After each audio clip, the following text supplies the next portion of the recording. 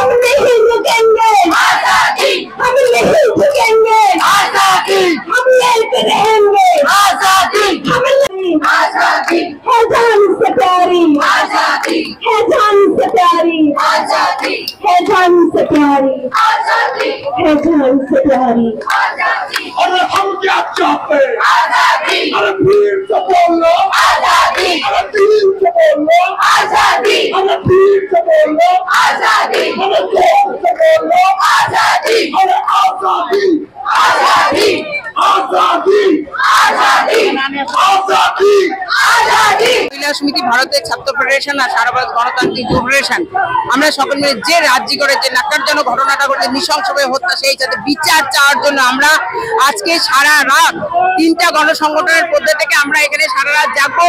সমস্ত সাধারণ শুভবুদ্ধি সম্পন্ন মানুষকে, সাধারণ মানুষ নেমেছে এই আন্দোলনে। সব ঘরের মেয়েরা, সব ঘরের মায়েরা, সব আমরা চাই যেভাবে হোক এই জাস্টিস পেতেই হবে। আমরা যতক্ষণ পর্যন্ত না এর বিচার না হবে আমরা রাস্তা ছাড়বো না, এটাই আমাদের অঙ্গীকার। আপনার নাম? স্নিগ্ধা হাজরা, সারা ভারত গণতান্ত্রিক মহিলা সমিতি পশ্চিমবঙ্গ রাজ্য কমিটির সদস্য। দিদি, আজকে আপনাদের এই রাতজাগা এই কর্মসূচি কি বলবেন? আজকে আমাদের ছাত্র, যুব, মহিলা সমস্ত আমরা আজকে সারা রাত জেগে থাকবো। তার কারণ আমরা তিলোত্তমা বিচার চাই।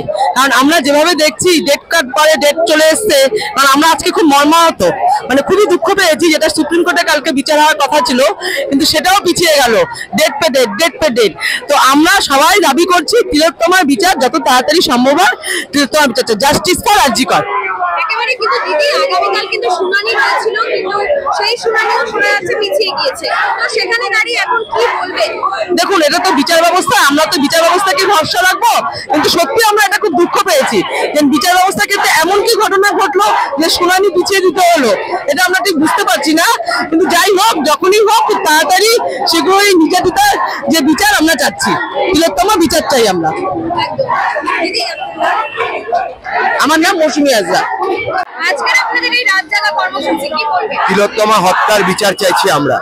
গোটা রাজ্য জুড়ে রাজ্যের সরকার যেভাবে টালবাহানা করেছে, ধর্ষকদের আড়াল করার চেষ্টা করেছে, ধর্ষকদের বন্ধু হওয়ার চেষ্টা করেছে, সাধারণ মানুষের শত্রু হওয়ার চেষ্টা করেছে রাজ্যের সরকার, তার বিরুদ্ধে তিলোত্তমা হত্যার বিচার চেয়ে এসএফআই, ডিওয়াইএফআই মহিলা সমিতি এবং আমরা গোটা রাজ্য জুড়ে আন্দোলন সংগ্রামে নেমেছি। আজকে রাত জুড়ে আমাদের অবস্থান বিক্ষোভ হচ্ছে হাসমি চকে।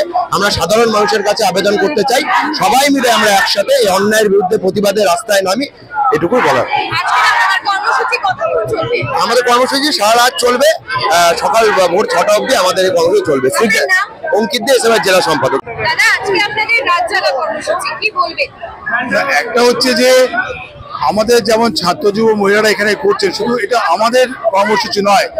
আজ আরজি করে 4 দেওয়াল সারিয়ে সারা রাজ্য, সারা দেশ, সারা বিশ্ব জুড়ে আন্দোলন আজকে ধ্বনিত হচ্ছে। তিলোত্তমার জন্য এই লড়াই, মেয়েদের জন্য এই লড়াই, এই লড়াই স্বাধীনতার পর অনেক বলছেন, অনেকে যারা অনেক বয়সে কবি, স্বাধীনতার পর এত বড় স্বতঃস্ফূর্ত লড়াই তারা দেখেননি।